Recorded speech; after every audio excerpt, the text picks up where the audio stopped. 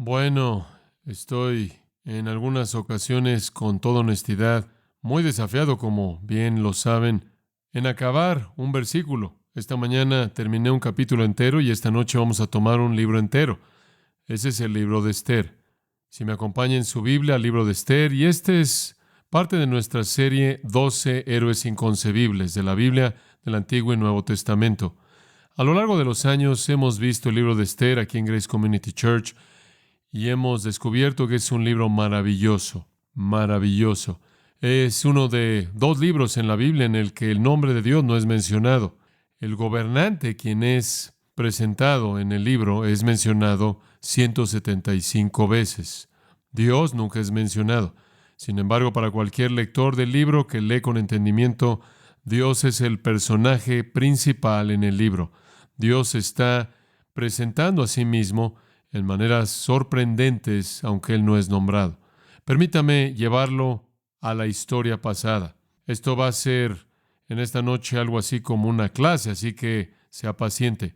El año fue 480 antes de Cristo. Me encanta la historia, usted lo sabe. El año fue 480 antes de Cristo y un ejército persa enorme marchó con determinación para enfrentar a las fuerzas rebeldes de Atenas y sus aliados griegos. Persia en contra de las potencias griegas. Las fuentes antiguas nos dan el número de los persas en 1 millón de soldados. Nuestras fuentes modernas no están seguras y quizás habrían sido cientos de miles. De cualquier manera, Persia está presentando un despliegue militar enorme. Al mismo tiempo, el imperio persa se extendía desde lo que en la actualidad es Libia y África hasta Pakistán en Asia. Fue el imperio más grande en la historia, el segundo gran imperio después del imperio babilónico. Pero hasta donde podemos saber, hubieron unos 50 millones en el imperio persa de ese día. Habían conquistado el imperio babilonio caldeo en el 539 a.C. y los persas se establecieron dominando el mundo del Medio Oriente. Duró durante 200 años antes de que fueran reemplazados por los griegos, quienes más tarde fueron reemplazados por los romanos. Pero inicialmente las regiones de Grecia habían sido conquistadas por los persas bajo Darío, y eso habría sido en el 550 y en adelante. Los ejércitos de Darío habían sido derrotados por los atenienses en la batalla famosa de Maratón en el 490. Darío, enfurecido, estaba determinado en derrotar a sus enemigos griegos. Él acumula un ejército grande, él va de regreso y él va a pagarle a los griegos por ganar la batalla en Maratón, esa batalla famosa en donde un hombre corrió más de 30 kilómetros, y allí es de donde obtenemos la distancia de los maratones del día moderno. Entonces el rey Darío tenía grandes intenciones por satisfacer su sed de venganza. No obstante, él murió antes de que él pudiera cobrar su venganza, y la búsqueda de la venganza recayó en su hijo, el hijo de Darío. Este es un hombre llamado Jerjes. Jerjes, un nombre famoso para gente que conoce la historia, quien vive del 519 al 465 a.C. Él llega al poder en el 486, y cuando él llega al trono, su primer responsabilidad es enfrentar a Egipto en Babilonia porque le están dando problemas y él tiene que sujetarlos. Él no puede enfocarse en Grecia, él no puede cobrar la venganza de su padre en contra de ellos, pero para el año 481 él está listo para atacar. Entonces Jerjes se prepara para vengarse de los griegos por lo que hicieron durante el reinado de su padre. Él prepara un ejército de 250,000 hombres. Ellos están ahí en lo que en la actualidad es Turquía y están esperando órdenes para cruzar a Grecia. Ahora, para cruzar a Grecia van a tener que tener un medio para cruzar, y preparan todos los planes para eso y lo hacen. No obstante, las cosas no salen como Jerjes esperó, y sus ejércitos llegaron a Atenas, saquean la ciudad, pero los griegos en últimas derrotan a los persas y los expulsan para que vayan de regreso a Grecia. Hay algunas batallas muy famosas. La batalla de Termópilas, los 300 espartanos, quizás pueda conocer eso. La batalla de Salamis, en donde la marina persa es completamente destruida por los griegos.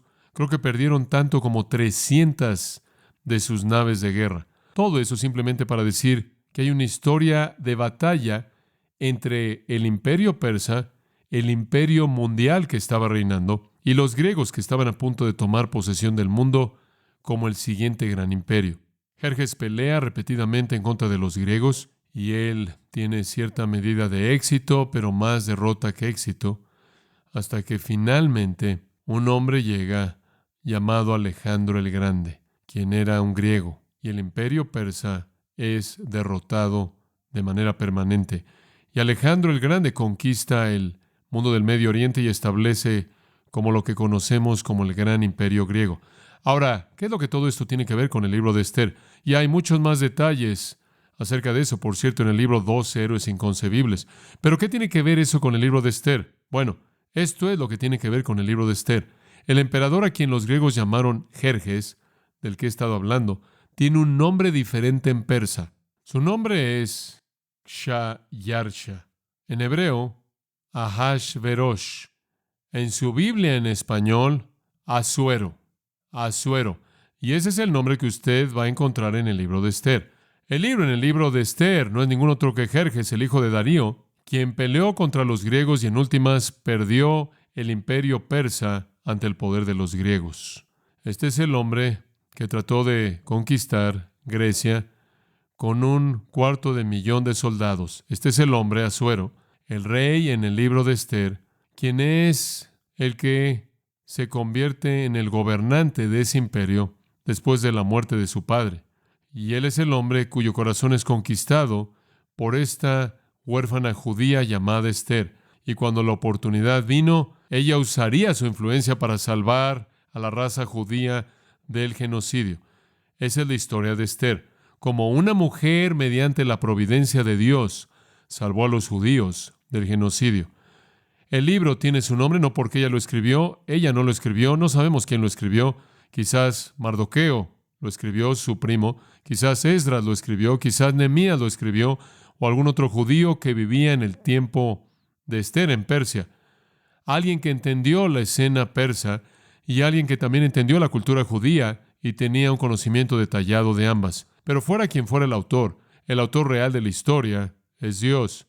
Detrás de este laberinto que se desarrolla de manera rica se encuentra la providencia divina. La providencia divina.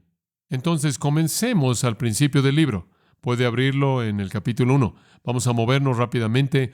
El libro abre describiendo el reino expansivo de Asuero y se extiende desde Etiopía, como dije, hasta los bordes de la India, hasta Libia moderna, Pakistán. Él no solo es el hijo de Darío, él es el nieto de Ciro el Grande. Ciro el Grande, el gobernante persa quien decretó que los judíos podían regresar a su tierra después de los 70 años de cautividad. Así es como el libro de Esther comienza. Muchos judíos regresaron a Israel bajo el decreto de Ciro, el abuelo de Jerjes.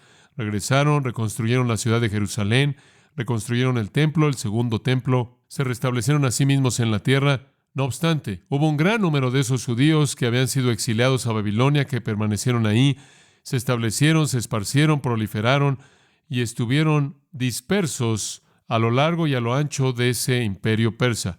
Varios años habían pasado en el reinado de Asuero Jerjes. El libro de Esther abre cuando él llama, esto es el rey, llama una cumbre en la ciudad capital de Shushan o Susa, como es llamada. Esto ocurrió en el 483 a.C. Y esta es una junta estratégica de planeación de guerra, una sesión para planear la guerra en 6 meses. ¿Y en qué consiste esto?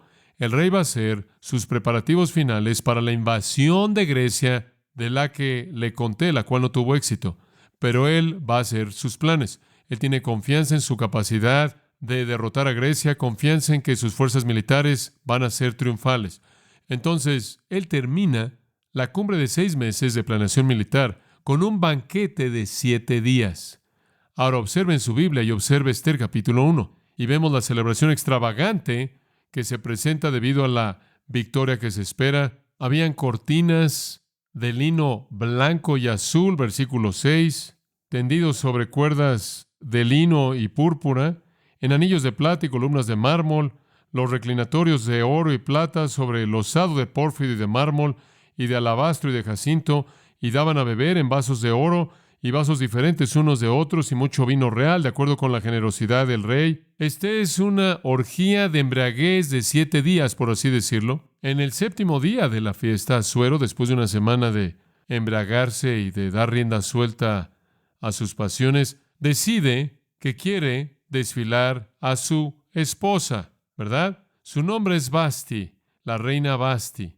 Entonces, él le manda a su esposa aparecerse en el 7º día y presentarse a sí misma en su atuendo real. Bueno, de manera sorprendente, ella dice, no voy a venir a tu fiesta. Evidentemente preocupado porque la dignidad de ella pudiera mancharse cuando ella apareciera ante una multitud primordialmente de hombres, ella no va. Algunos han sugerido que ella quizás estaba embarazada con su hijo, un hombre llamado Artajerjes, conocido en la historia.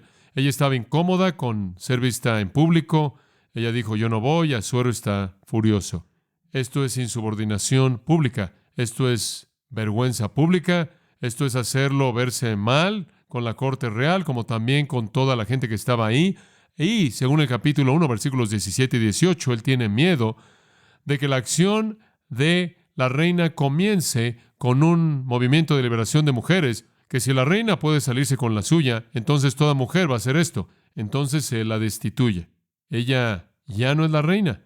Y él esparce el reporte de que ella está acabada. Él anuncia su intención entonces de que él va a conseguir a una nueva reina. Él va a conseguirse una nueva reina.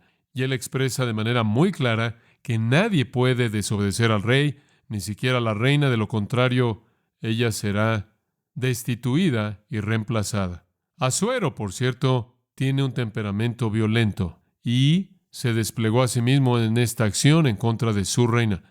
Apenas un año después, para que su ejército enorme marchara desde Turquía, en donde estaban agrupados, como dije, a Grecia, Asuero ordenó que puentes fueran construidos para cruzar esa parte de agua estrecha entre el Mar Negro y el Mediterráneo. Necesitaban cruzar para llegar a Grecia. No obstante, los puentes fueron destruidos en una tormenta antes de que las tropas pudieran usarlos. Asuero estaba furioso porque la tormenta había destruido los puentes que habían construido. Él pensó que los ingenieros los habían construido mal y por eso reunió a todos los ingenieros y les cortó la cabeza. Él entonces estaba furioso con el agua.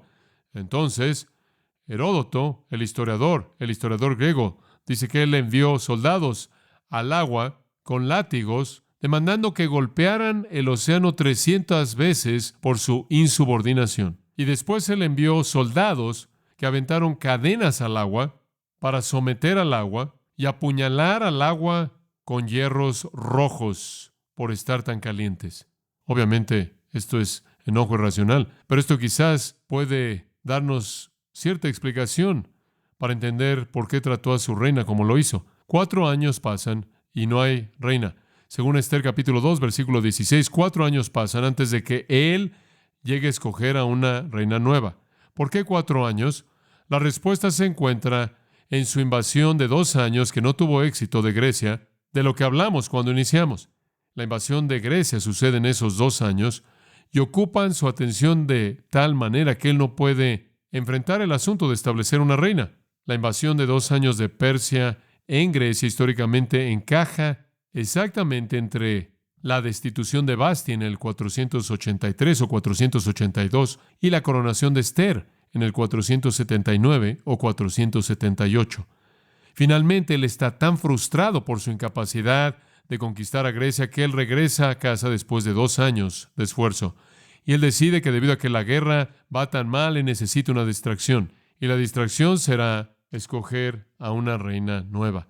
Observe el capítulo 2, versículos 1 al 4. Pasadas estas cosas, sosegada ya la ira del rey Asuero, se acordó de Vasti y de lo que ella había hecho y de la sentencia contra ella.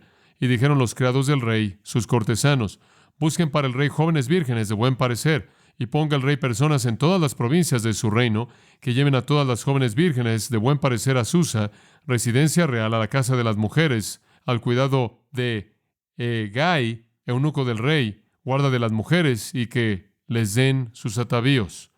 Ese es un harén, en caso de que usted lo estuviera sospechando. Y la doncella que agrade a los ojos del rey reina en lugar de Vasti. Esto agradó a los ojos del rey y lo hizo así. Muy bien, este va a ser un certamen de belleza a nivel de todo el imperio y en cierta manera podemos hacer la suposición general de que si habían 50 millones de personas en el imperio persa, habían 25 millones de mujeres de dónde escoger. 25 millones. Esa es la escena. En ese punto, el texto bíblico nos presenta a las dos personas principales en la historia. Dos personas judías que son primos. También viven en la ciudad de Susa. Son descendientes de los cautivos judíos originales que fueron tomados por Nabucodonosor en la cautividad babilónica. Fueron traídos a Babilonia un siglo antes, o sus padres debería decir, traídos un siglo antes, alrededor del 597 y en adelante. El mayor de los dos es un hombre llamado Mardoqueo, y él tiene unos 15 años más que su prima joven, una huérfana llamada Esther. Versículo 7 dice que los padres de ella murieron cuando ella era muy joven y entonces Mardoqueo la había criado. Entonces aquí, en medio de 50 millones de personas en el imperio persa, están estas dos personas judías. Su nombre en hebreo es Adasa y significa mirto, arrayán, una planta. Su nombre persa, Esther, podría estar relacionado con Ishtar, uno de los dioses de Babilonia, y también podría ser, debido a su similaridad, la palabra persa para estrella, estrella. Entonces ella pudo haber sido nombrada estrella, o ella pudo haber sido nombrada según la diosa babilónica Ishtar, quien simplemente resultaba ser la diosa del amor. Ese no fue su nombre judío, pero a los judíos en el exilio se les dieron nombres persas, como Daniel y sus tres amigos, cuyos nombres originales fueron Azaría, Misael y Ananías, pero se convirtieron en Meshach, Sadrach y Abed-nego, nombres babilónicos. Esa fue una costumbre. Ahora, el texto bíblico, observa el capítulo 2, versículo 7, dice que resulta que esta virgen joven, Esther, era de hermosa figura y de buen parecer. De hermosa figura y de buen parecer. Ella no fue pasada por alto por parte de los oficiales del rey, entonces ella fue incluida en el grupo que debía ir al palacio y vivir en el harén con las concubinas y participar en el certamen para la reina. Josefo, el historiador, dice que hubieron 400 vírgenes que fueron llevadas al palacio. 400. Eso fue de la cantidad de mujeres que vieron al principio. Lo redujeron a las 400 mujeres más hermosas y fueron llevadas al palacio porque iban a estar ahí durante un año y se les iba a permitir trabajar en cierta manera en sí mismas por un año, y en algún punto, cuando se acabara ese año, serían presentadas al rey y él podía seleccionar. Una de ellas sería elevada para ser la reina. Ellas habrían tenido un año de preparación, lo cual parece innecesariamente largo como para prepararse, pero no sé exactamente todo lo que habrían hecho. Un año para embellecerlas. Debían verse lo más hermoso posible, debían oler lo mejor posible, debían usar incienso, cosméticos, debían preparar su piel, debían preparar su cabello, debían desarrollar fragancias agradables, debían recibir instrucción especial acerca del protocolo en la corte, cómo debió usted actuar en la corte imperial y todas las expectativas que eran para alguien que estaba cerca de la realeza. Y esta preparación intensiva debía llevarse a cabo durante 12 meses. Y al final de esos 12 meses, cada una de estas 400 mujeres tendría una oportunidad de impresionar al rey para que fuera seleccionada como reina. En el momento, ella entonces se arreglaba con las joyas y la vestimenta que ella deseaba y ella era presentada al gobernante. El día después de su presentación, ella regresaba al grupo, de regreso al grupo de damas que estaban esperando, otras concubinas, miembros del harén real, hasta que el rey había visto a las 400 y había seleccionado. Esther probablemente está en sus 20. Ella ha completado la orden de un año y ha llegado su turno para aparecer delante de Asuero. Capítulo 2, versículo 16. Fue pues Esther llevada al rey Asuero a su casa real en el mes 10, que es el mes de Tebet, en el año 7 de su reinado. Y después de esto, y el rey amó a Esther más que a todas las otras mujeres. Ella debió haber sido una dama muy especial, porque después de que usted ha visto a cientos, en cierta manera ya todas son borrosas. ¿Cómo es que usted sobresale en medio de cientos y halló ella gracia y benevolencia delante de él más que todas las demás vírgenes, y puso la corona real en su cabeza y la hizo reina en lugar de Vasti? Hizo luego el rey un gran banquete a todos sus príncipes y siervos, el banquete de Esther, y disminuyó tributos a las provincias, e hizo y dio mercedes conforme a la generosidad real. Esto es como un cuento de Cenicienta. Esther le robó el corazón al rey. Esther se convirtió en su reina. Una huérfana judía oscura, una hija de un pueblo exiliado, un pueblo conquistado, es exaltada a la posición más elevada que alguna mujer podía tener en el mundo entero en ese entonces. Esto no es coincidencia. Hay un poder que está operando aquí que es mayor que Asuero, ¿verdad? Hay un poder que está operando providencialmente, dirigiendo sus propios propósitos mediante los afectos del emperador. Algo que es significativo a lo largo del proceso entero es que Esther mantiene en secreto su identidad judía. Mardoqueo le dijo que hiciera eso porque había mucho antisemitismo en el imperio persa. Usted puede ver eso en el capítulo 4, versículo 6. Esther revelaría que ella era judía, pero solo en el tiempo más importante y necesario. Entonces Esther fue escogida para ser la reina. Ella ha ido de ser una niña pequeña, judía, huérfana, a ser la reina, y es impulsada por su belleza física y su atractivo. Poco tiempo después de que Esther es coronada, y aquí es en donde la historia se vuelve fascinante, su primo Mardoqueo está sentado a la entrada del palacio. Él está ahí en el palacio. ¿Por qué cree usted? ¿Quién crió a Esther? Mardoqueo. Él está preocupado por ella. Y entonces él está ahí, cerca del palacio, para oír lo que pudiera oír de ella y acerca de ella. Y mientras que él está ahí cerca del palacio, el versículo 21 nos dice: se enojaron Bigtán y Teres, 2 eunucos del rey de la guardia de la puerta, y procuraban poner mano en el rey Asuero. Él oye de una trama por matar al rey. Estos eran oficiales reales que cuidaban las habitaciones privadas del rey. Tenían acceso a él y podían matarlo rápidamente. Estaban enojados, quizás estaban enojados debido a lo que él le había hecho a Vasti, fuera lo que los había hecho enojar. Estaban tramando quitarle la vida, y Mardoqueo resulta estar ahí para escuchar esto. Esto nos indica que Mardoqueo estuvo en lugares en el palacio que habrían estado limitados, prohibidos para el acceso de la mayoría de la gente, y que de alguna manera él había podido llegar a un lugar en el palacio en donde él podía escuchar conversaciones como esta, lo cual es una buena indicación de que él pudo haber tenido alguna posición oficial de prominencia en el gobierno imperial.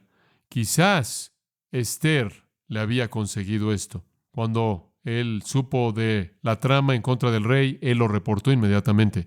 Cuando Mardoqueo entendió esto, lo denunció a la reina Esther, y Esther lo dijo al rey en nombre de Mardoqueo.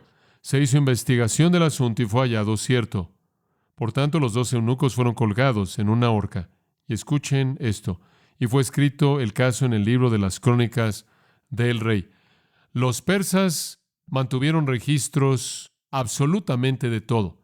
Esa es la razón por la que conocemos tanto de su historia. Y los cronistas del rey registraron lo que había sucedido. El plan que había sido escuchado por Mardoqueo, que Mardoqueo le había informado a Esther, y Esther le había informado al rey, y la vida del rey había sido librada, y los 2 conspiradores fueron colgados. Las acciones de Mardoqueo fueron entonces escritas en el registro real. ¿Por qué hicieron eso? ¿Por qué ese tipo de cosas necesitaban ser recompensadas? Y los reyes sabían eso. La lealtad necesitaba ser recompensada tanto como la deslealtad necesitaba ser castigada. Y en un día futuro, llegaría un tiempo cuando este hombre sería recompensado por salvar la vida del rey. Como todos los monarcas antiguos, Asuero fue cuidadoso en honrar y recompensar a aquellos que le demostraron lealtad. Así es como él aseguró ese tipo de lealtad. Y para poder hacer eso y hacerlo bien, mantuvieron un registro de actos de valor y servicio especial prestado al monarca. Ahora, todo eso es el capítulo 2. Usted llega al capítulo 3 y a usted se le presenta el siguiente personaje principal en el libro, el cual es un hombre llamado Amán. Amán. Este es un hombre que había sido exaltado por el rey, un hombre capaz, un hombre persa, un hombre que había sido elevado por encima de otros príncipes y otros oficiales reales. Pero hay algo muy interesante acerca de este hombre, y esto es clave para la historia entera. Él era un agageo. Dice eso en el 3:1 al 10, lo dice de nuevo en el capítulo 8, lo dice de nuevo en el capítulo 9. Dice, Amán el agageo, Amán el agageo. Continúa repitiendo eso. Ese no es un detalle pequeño. Es el origen del odio de Amán hacia Mardoqueo y su odio hacia los judíos. Para entender por qué es importante saber que él era un agageo, regresemos un poco. Regresemos 1000 años o casi 1000 años al éxodo de Egipto. Los israelitas salen de Egipto alrededor del 1445 a.C., entonces casi unos 2000 años antes, y son atacados en el capítulo 17 de Éxodo por los amalecitas. ¿Se acuerda de ese nombre? Los amalecitas los atacaron. Los amalecitas son descendientes de Saúl, el que vendió su primogenitura. Debido a que los amalecitas atacaron a los judíos, Dios maldice a los amalecitas, y la maldición de Dios en Deuteronomio 25 dice, un día van a quedar extinguidos. Dios pronuncia una maldición sobre los amalecitas. Dios, el Dios de Israel, pronuncia una maldición sobre los amalecitas. 4 siglos después, el rey Saúl conquista a los amalecitas. Usted recuerda la historia en 1 de Samuel, y él captura a su rey, y su nombre es Agag, el rey amalecita. Saúl debía matar a Agag, pero no lo hizo. Él lo dejó vivir. Y Saúl provocó el desagrado del Señor, y por eso y por otras cosas que él hizo que desagradaron al Señor, el trono le fue quitado de su familia, y el profeta Samuel entró, y usted recuerda lo que el profeta Samuel hizo con Agag. 1 de Samuel 15, él lo hizo pedazos. Amán era un agageo. Y aunque casi un milenio había pasado desde la maldición, y cientos de años habían pasado desde que Agag había sido matado, Amán conocía la historia de su familia, y él sabía que fue un hombre judío, un profeta judío llamado Samuel, quien había hecho pedazos a su ancestro real. Para empeorar las cosas, Mardoqueo es un descendiente de Cis. Capítulo 2, versículo 5. Cis es de la tribu de Benjamín, y Benjamín es la línea de Saúl.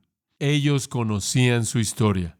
Había una enemistad profundamente arraigada entre los descendientes de Saúl y los descendientes de Agag, por razones obvias. Y aunque casi 550 años habían pasado, tanto Amán como Mardoqueo, Amán el agageo, Mardoqueo el benjamita, no habían olvidado la enemistad tribal que era tan antigua. La hostilidad termina en una erupción en el capítulo 3. Observe el versículo 2. Vamos a leer el versículo 2 y después al versículo 5 y 6.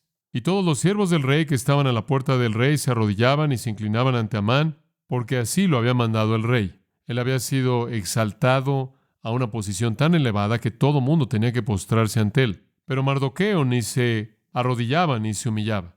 El enojo estaba profundamente arraigado en su corazón. Él no tenía nada más que enemistad hacia el descendiente amalecita que estaba bajo maldición. Y vio Amán que Mardoqueo ni se arrodillaba ni se humillaba delante de él, y se llenó de ira. Pero tuvo en poco poner mano en Mardoqueo solamente, pues ya le habían declarado cuál era el pueblo de Mardoqueo, y procuró Amán destruir a todos los judíos que había en el reino de Asuero, al pueblo de Mardoqueo. Él decidió que él no nada más podía matar a Mardoqueo. De lo contrario, el pueblo de Mardoqueo vendría y lo mataría a él. Entonces él simplemente va a matar a todos ellos, a todos ellos. Entonces, ¿qué hace Amán?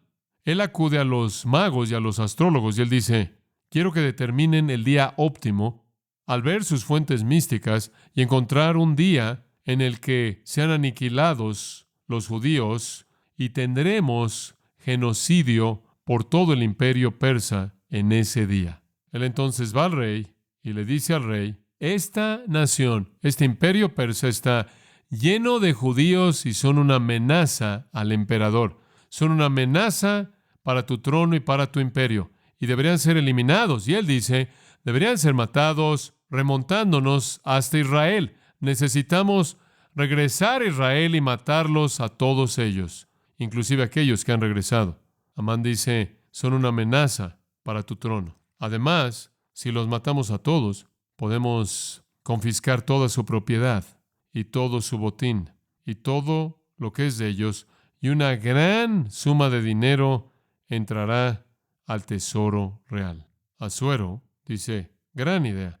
Le entrega su anillo para firmar a Amán, para que Amán pueda colocar el sello de ese anillo en documentos que autorizarán el genocidio para los judíos. Amán busca hacer esto rápidamente, envía un decreto real, lo envía por todo el imperio, y lo hicieron como el Pony Express. Un caballo cabalgaba lo más lejos que podía cabalgar con el mensaje, otro caballo, otro jinete va de ahí, y el reporte se esparció por todos lados rápidamente con caballos frescos y jinetes frescos por todas las partes del imperio persa, y una fecha había sido establecida. Observe el versículo 13 de Esther 3, para destruir, matar y exterminar a todos los judíos, jóvenes y ancianos, niños y mujeres, todos ellos. En el versículo 3 del capítulo 4 dice, y en cada provincia y lugar donde el mandamiento del rey y su decreto llegaba, tenían los judíos gran luto, ayuno, lloro y lamentación, cilicio y ceniza era la cama de muchos. Un mensaje se extendió por el imperio persa inmenso rápidamente, que una fecha se había establecido para que la gente en todas sus regiones locales mataran a los judíos. Luego que supo Mardoqueo todo lo que se había hecho, rasgó sus vestidos, se vistió de cilicio y de ceniza, y se fue por la ciudad clamando con grande y amargo clamor. Él lloró abiertamente ante este acto horrendo, el homicidio masivo de la población judía entera. ¿Acaso esta fue una venganza simple por parte de Amán? No, es mucho más grande que eso. Satanás está involucrado en esto.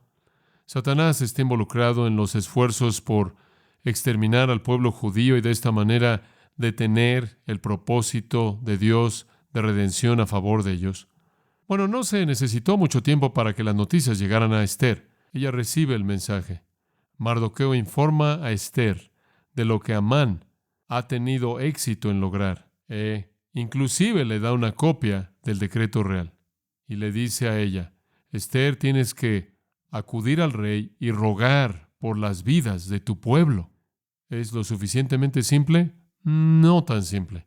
En Persia, nadie, incluyendo la reina, acudía al rey sin una invitación personal. Cualquier persona que se atreviera a entrar a la presencia del rey sin ser invitado podía ser matado ahí de manera inmediata. Esther no solo habría estado rompiendo el protocolo real, sino que ella habría estado arriesgando su vida. Observe el capítulo 4, versículo 11. Todos los siervos del rey y el pueblo de las provincias del rey saben que cualquier hombre o mujer que entra en el patio interior para ver al rey, sin ser llamado, una sola ley hay respecto a él: ha de morir, salvo aquel a quien el rey extendiera el cetro de oro, el cual vivirá. Y yo no he sido llamada para ver al rey estos 30 días. El rey ni siquiera la había visto en 30 días. Tenemos que ser honestos y decir que él tenía muchas otras mujeres. Él no llega a Esther durante un mes. Ella tenía miedo de violar potencialmente a su marido irracional, quien había destituido a Vasti por un acto de insubordinación. Y Mardoqueo estaba colocando a Esther en una posición en la que ella podía perder su vida. Bueno, Mardoqueo regresa y llama a la valentía. Observe los versículos 13 y 14. Capítulo 4, versículos 13 y 14, versículos famosos. No pienses que escaparás en la casa del rey más que cualquier otro judío. Mardoqueo le advirtió a su prima real: mira, estás muerta si lo haces, estás muerta si no lo haces. Van a descubrir que eres judía y vas a terminar muerta si no haces nada.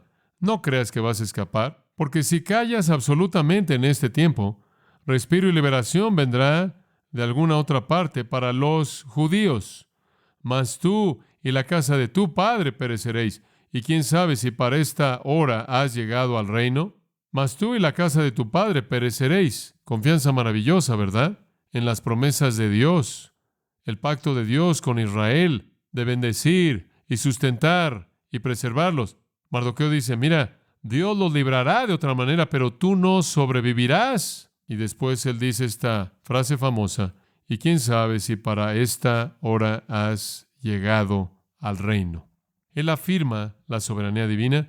Él afirma su confianza en la revelación de Dios de que Él preservará a su pueblo, pero Él también entiende que Esther puede perecer, y él puede perecer, y muchos otros judíos pueden perecer si ella no actúa.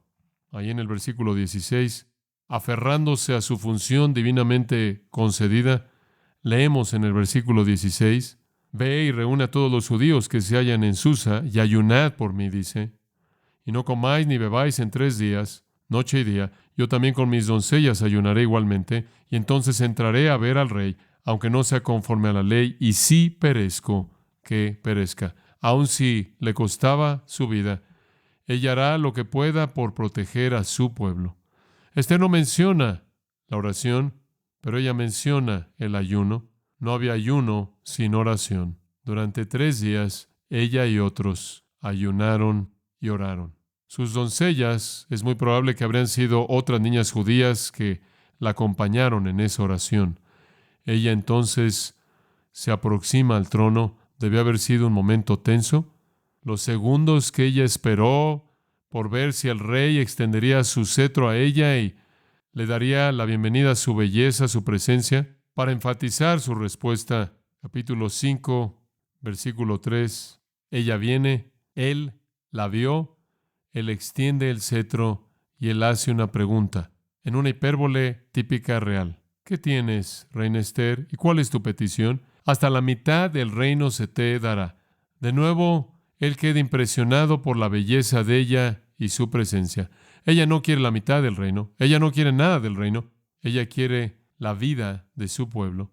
Entonces, la respuesta de Esther fue una petición simple, y aquí está su respuesta. Ella le pide a Asuero que organice un banquete para Amán y uno para ella más tarde ese día. Bueno, él tuvo que hacer lo que él ofreció hacer. Ella no pidió la mitad del reino. Ella pidió un banquete para Amán, el rey, la reina y Amán. Esther 5, vea los versículos 5 al 8. Entonces el rey y Amán fueron al banquete que Esther había preparado, el banquete de vino. El rey le dijo a Esther, ¿cuál es tu petición? Te será concedida. Hasta la mitad del reino te será hecha. Entonces respondió Esther y dijo, mi petición y mi demanda es esta. Si haya hallado gracia ante los ojos del rey, y si place al rey otorgar mi petición y conceder mi demanda, que venga el rey con Amán a otro banquete que les prepararé, y mañana haré conforme a lo que el rey ha mandado. ¿Qué es esto? Este es el banquete número 1. Él dice, muy bien, estamos aquí. Estamos en el banquete, Amán está aquí, yo estoy aquí. Aparentemente la idea era hablar de la verdad acerca de lo que Amán estaba tramando, mientras que él estaba ahí enfrente del rey. Algo sucedió, el tiempo no fue el correcto. Y ella dijo, muy bien, aquí está mi petición. ¿Podemos hacerlo otra vez mañana? Fuera cual fuera la razón, el tiempo no era el correcto. Ella dijo, reunámonos mañana y tengamos otro banquete. Ahora a Amán le encantó esto. Un banquete con el rey y la reina, un banquete privado con el rey y la reina, encajan en su egoísmo muy bien. Amán dejó la fiesta teniendo confianza en sí mismo y su mérito. No solo Asuero lo había exaltado y lo había elevado, había estado de acuerdo con su petición de exterminar a los judíos, pero ahora el rey y la reina lo habían invitado no solo a uno, sino a 2 banquetes exclusivos. Ningún honor más elevado podía darse a algún ser humano que comer con el rey, humanamente hablando. Entonces Amán se dirige de regreso a su casa. Camino a su casa, él pasa por la puerta del rey y ve a Mardoqueo y simplemente enloquece de enojo. Él va a casa y él dice, tengo que deshacerme de este hombre. Entonces voy a levantar una horca y lo voy a ejecutar en la mañana. Solución perfecta. Este descendiente de Saúl, este judío. Esa noche Amán durmió muy bien. Esto es sorprendente. Soñó en su venganza al día siguiente. Por otro lado, Asuero está de regreso en el palacio. Se voltea y no está tranquilo. Capítulo 6 ahora. Se voltea y no se queda dormido. Se voltea y no está tranquilo, no puede dormir. Fuera cual fuera la causa de su insomnio, él hace algo realmente extraño. Él pide que los registros reales les sean leídos.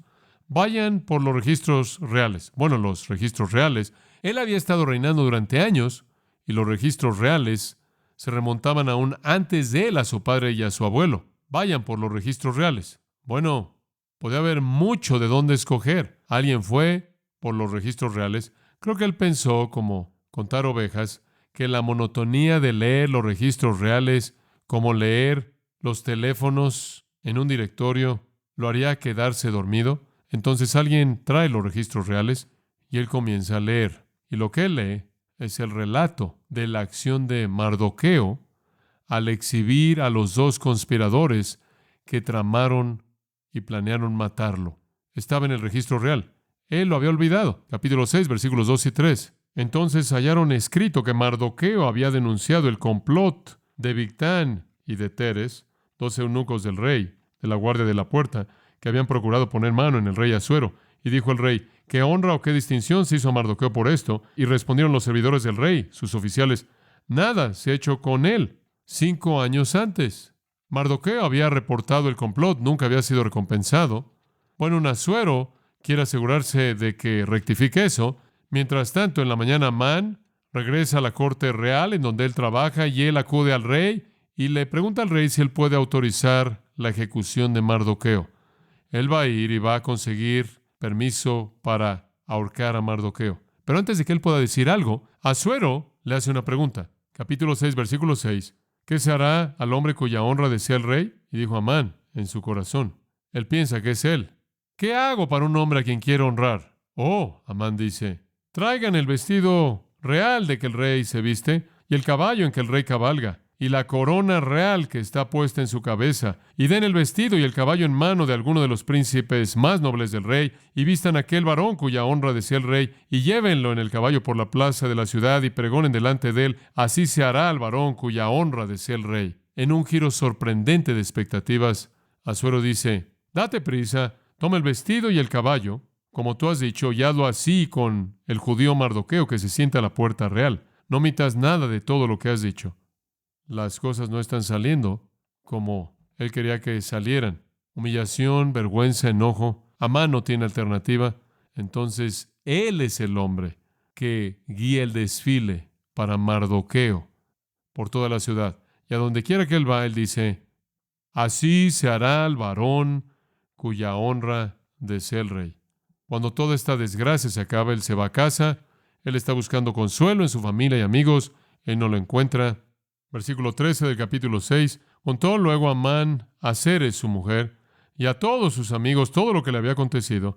Entonces le dijeron sus sabios y Zeres, su mujer: si de la descendencia de los judíos es ese Mardoqueo delante de quien has comenzado a caer, no lo vencerás, sino que caerás, por cierto, delante de él. Estás en problemas. Si este es un hombre judío que está siendo tan honrado por el rey y estás tratando de exterminarlo junto con todo su pueblo, estás del lado equivocado en este asunto. La situación se ha revertido. En confusión, Amán regresa al palacio. El mismo día, al segundo banquete, tratando de controlar su pulso, se sienta para otra sorpresa horrenda. El rey, de nuevo abrumado por el afecto hacia su reina, le pide lo que ella quiere. Y aquí, en el segundo banquete, ella no vacila. Capítulo 7, versículos 3 y 4. Oh rey, si he hallado gracia en tus ojos, y si al rey place, séame dada mi vida por mi petición y mi pueblo por mi demanda. ¿Librarías mi vida y la vida de mi pueblo? Porque hemos sido vendidos, yo y mi pueblo, para ser destruidos, para ser muertos y exterminados. Asuero no podía creer lo que estaba oyendo. Amenazar la vida de la reina, la culminación de la traición. El rey está furioso. Versículo 5. ¿Quién es? ¿Y dónde está el que ha ensoberbecido su corazón para hacer esto? Está sentado en la mesa. Amán, los músculos de su cuello comienzan a ponerse tensos. Ciertamente, él piensa, la reina no es judía. Y después, con su mano apuntando al invitado a cenar, con el rostro rojo, ella dice: el enemigo y adversario es este malvado Amán. Lo único que puedo decir: el rey está enfurecido. Se levanta, sale caminando rápidamente al jardín del palacio. Él se acordó del programa a nivel imperial que Amán le había pedido que autorizara un par de meses antes, como Amán había representado de manera equivocada al pueblo judío como una amenaza potencial para el imperio. y él literalmente había firmado el decreto para que fuera una ley que involucraba el homicidio de su propia reina. Bueno, Amán todavía está en la mesa cenando. Él cae a los pies de Esther enfrente de el mueble en donde ella está. Él rogó por su vida. Asuero, regresando del jardín, cegado por el enojo, interrumpió el ruego de Amán por misericordia. Él está a los pies de Esther y está rogando porque tenga misericordia. Y esto se ve muy parecido a un ataque en contra de la reina para el rey cuando él vuelve a entrar. Versículo 8. ¿Querrás también violar a la reina en mi propia casa? Al proferir el rey esta palabra, le cubrieron el rostro a Amán y lo llevaron para ser ejecutado. ¿Y cómo lo mataron? Lo colgaron en la horca que él había construido para Mardoqueo. ¿Qué diferencia hace un día? Sorprendente. 24 horas antes, él estaba en la cúspide. Eso fue ayer. El rey dijo, tomen toda su propiedad, dénsela a la reina. La reina se la dio a Mardoqueo, y el rey exaltó a Mardoqueo, capítulo 8, versículo 2, capítulo 9, versículo 4. El rey exaltó a Mardoqueo, y él se convirtió para el rey de Persia, como Daniel había sido para el rey de Babilonia. ¿Qué iba a hacer acerca del decreto de matar a los judíos? Porque una vez que un rey ha hecho un decreto, no puede cambiar el decreto. ¿Qué es lo que va a hacer? Él tiene que emitir otro decreto que vaya en contra del decreto previo. Capítulo 9, versículos 3 y 4. Y todos los príncipes de las provincias, los sátrapas, capitanes y oficiales del rey, apoyaban a los judíos porque el temor de Mardoqueo había caído sobre ellos. Pues Mardoqueo era grande en la casa del rey y su fama iba por todas las provincias. Mardoqueo iba engrandeciéndose más y más. Debido a que el rey había elevado a Mardoqueo a tal prominencia, ellos conocían la actitud que él tenía hacia los judíos. Y el reporte ciertamente se habría extendido acerca de que también la reina era judía. Él emitió un decreto de que los judíos podían defenderse a sí mismos en contra de cualquier esfuerzo por quitarles sus vidas. Ellos podían prepararse para ese día que había sido establecido. Él no podía anular el establecimiento del día, pero él le podía decir a la gente, no tienen que hacerlo.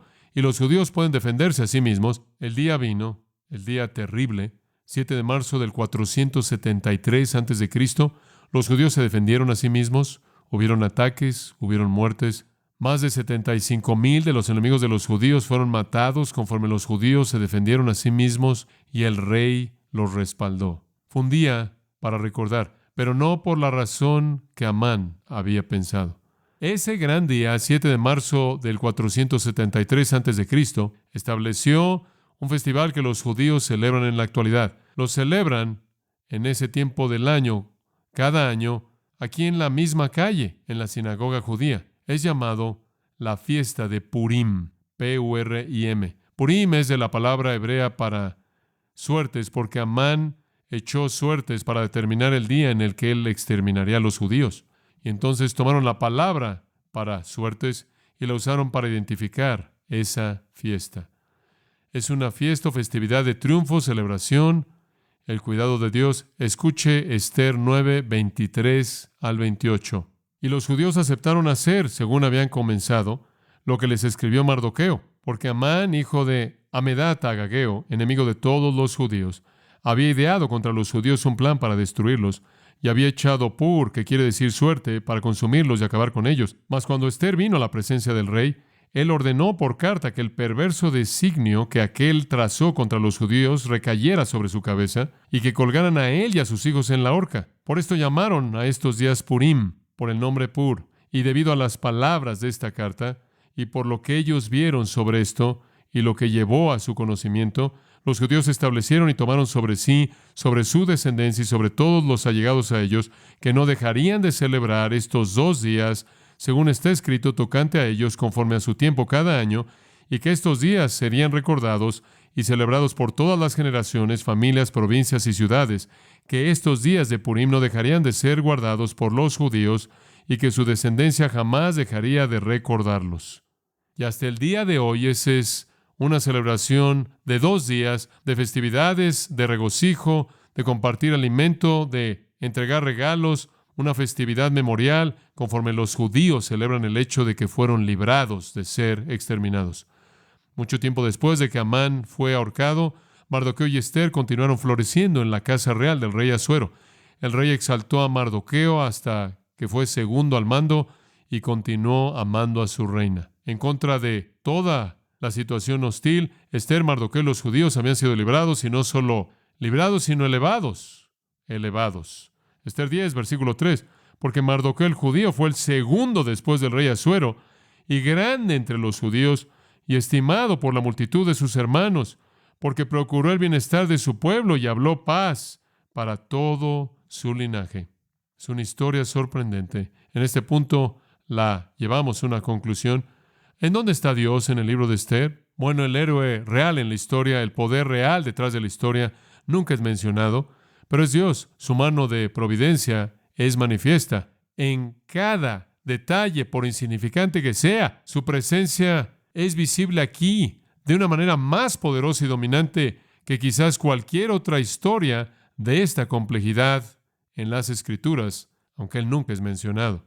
Su providencia está operando al filtrar a 25 millones de mujeres a una judía, seleccionada para ser reina.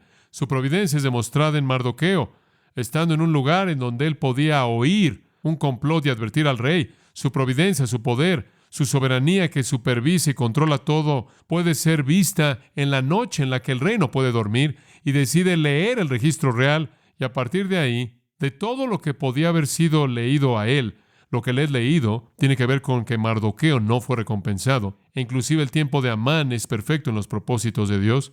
La mano invisible de Dios es evidente en todos lados, en todos lados. La ausencia de Dios aquí es, creo yo, intencional. Es una estrategia ingeniosa por parte del escritor para llevar al lector a pensar profundamente acerca de cómo las circunstancias de la vida son ordenadas según el propósito divino. Estas no son coincidencias, son demasiadas. Esto no es al azar. Hay un diseñador, hay un coordinador, hay un poder detrás de todo esto. Dios literalmente ruge como un relámpago a lo largo del libro de Esther. No hay milagros en el libro de Esther, pero todo es un milagro de providencia divina. Gente, lugares, tiempos, acciones. Es más que milagroso. No Amán, no Satanás usando Amán, pudieron destruir al pueblo de Dios. No pudieron poner un fin a las promesas abrámicas y davídicas, a las promesas de la preservación de la nación para la venida del Mesías y la salvación definitiva de Israel. Nadie, sin importar cuántos se esfuercen por intentar destruir al pueblo de Dios y el propósito de Dios, puede tener éxito, porque el pacto de amor de Dios hacia Israel será cumplido. Está siendo cumplido. Y el mensaje para usted es este. Mientras que usted está viviendo la vida y tratando de asegurarse de que arregle todos los pequeños pedazos en su vida, entienda esto, que está por encima, arriba y abajo de su vida, un arquitecto divino ordenando todo detalle. Y si usted le pertenece a Él y está en el pacto de su amor, Él está cumpliendo su voluntad perfecta. Y usted puede descansar en eso. Usted puede descansar en eso. El Señor todavía está en el trono. Estos son tiempos desafiantes, días desafiantes en los que vivimos. Usted puede llegar a turbarse bastante por la manera en la que las cosas están sucediendo. La manera en la que las cosas están sucediendo en el mundo es caótica, desconcertante, turbulenta, molesta, aflige, en ciertas maneras aterradora. No es así en el reino. El arquitecto divino está ordenando nuestras vidas, aquellos de nosotros que le pertenecemos y estamos en amor de pacto con Él. Él está ordenando nuestras vidas para su gloria eterna, cada parte de ellas. Cuán maravilloso vivir en esa confianza. Amén. Oremos. Padre, estamos tan alentados por la historia sorprendente que hemos oído en esta noche. Tan agradecidos porque tú eres el mismo Dios hoy de lo que fuiste en ese entonces. Que todas las cosas están siendo usadas por tu poder para nuestro bien y tu gloria eterna. Esto es para aquellos que te aman y son llamados según tu propósito. Te damos gracias porque no vivimos en un mundo de acontecimientos al azar, sino que nuestros pasos son ordenados por el Señor. Que tú tienes un plan que está desarrollándose para nosotros en cada detalle, que encaja en tu propósito soberano. Cuán maravilloso es saber eso y que nos está llevando de manera inevitable a la gloria, al cielo. Gracias por esta gran revelación que quita todo el temor y la duda y el cuestionamiento de la vida. Y vivimos y descansamos en paz, en tu providencia soberana. Oramos en el nombre de Cristo. Amén.